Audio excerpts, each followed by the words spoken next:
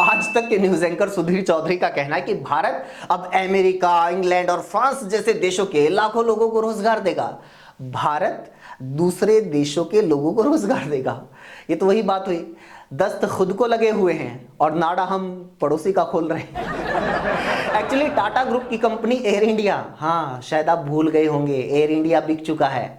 बिकने के बाद एयर इंडिया ने हजारों करोड़ के सैकड़ों विमान खरीदने के लिए फ्रांस, इंग्लैंड और अमेरिका जैसे देशों की कंपनियों से डील की है। ठीक वैसे ही जैसे बाकी बहुत सारी चीजें विदेशों से खरीदी जाती है। लेकिन कमाल की बात यह है कि विश्व गुरु बनने के बाद भी हमारे देश में दिवाली की लड़ियों से लेकर हवाई जहाज तक विदेशों से खरीदे जा रहे हैं। इसलिए अब अंधभक्तों को समझ में ही नहीं आ रहा कि मोदी जी ने वो जो मेक इन इंडिया की बत्ती जलाई थी उसको कहां डालना है। ये तो एयर इंडिया के लिए विमानों की डील हुई तो उस टाइम पर मोदी जी भी उस वीडियो कॉन्फ्रेंस में मौजूद थे।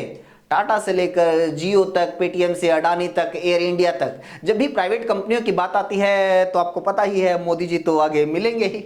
लेकिन लोगों का यह कहना है कि अगर मोदी जी को एयर इंडिया के लिए जहाज खरीदने का इतना ही शौक था तो उन्होंने तब क्यों नहीं खरीदे जब एयर इंडिया उनकी सरकार के पास थी। इट्स लाइक आपने अपनी जिस गर्लफ्रेंड को बेवफा बोलकर उससे ब्रेकअप कर लिया था, अब उसके लिए लड़का भी खुद ही ढूंढ रहे हो।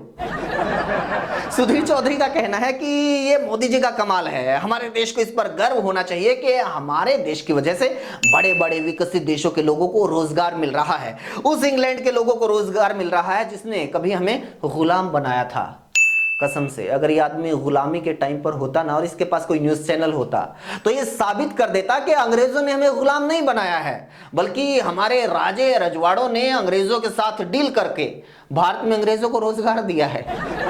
और उस टाइम तो हमारे देश के लोग इतने अनपढ़ थे कि गर्व की इसी फीलिंग में अब तक अंग्रेजों को 3 गुना लगान दे रहे होते।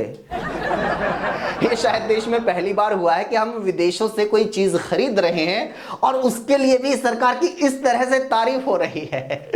इसलिए लोगों का ये कहना है कि अगर ऐसा ही चलता रहा तो एक दिन ये सरकार भारत में खेती बंद करवा के गेहूं और चावल भी विदेशों से मंगवाएगी और सुधीर चौधरी कहेगा कि गर्व करो, देखो भारत की वजह से अमेरिका के लाखों किसानों को रोजगार मिला है।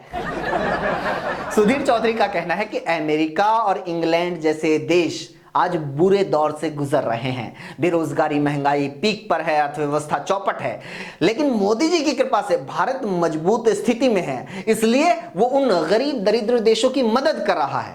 हाँ, जो देश लाखों करोड़ रुपए के जहाज बनाकर दूसरे देशों को बेच रहे हैं वहां बुरा दौर चल रहा है, और जहां 80 करोड़ लोगों को मुफ्त अनाज बांटकर उनका पेट भरा जा रहा है वहां अमृत काल चल रहा है। हमारे हरियाणवी में क्या करें, गधी मरी पड़ी है बाड़े बरस सोनीपत के। घरा तो मुझसे भी भूखे मरे पड़े हैं, छोरा अमरीका में भंडारा लाने की सोच रहा है।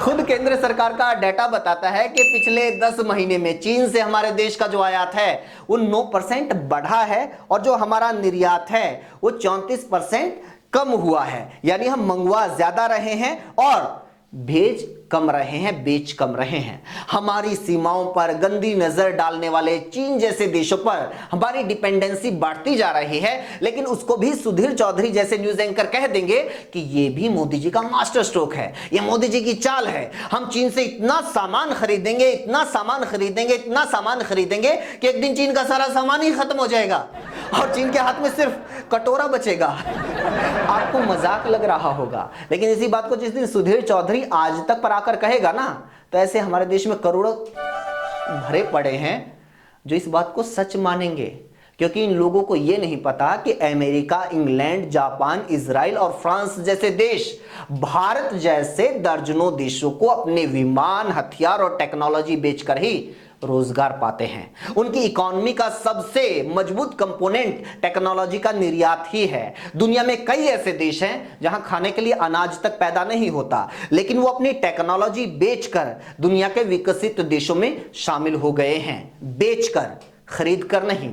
इसलिए सुधीर चौधरी और उनके दर्शकों को आप बताइए कि गर्व की बात ये उन देशों के लिए है जो जहाज या टेक्नोलॉजी बेच रहे हैं, उन देशों के लिए गर्व की बात नहीं है जो खरीद रहे हैं।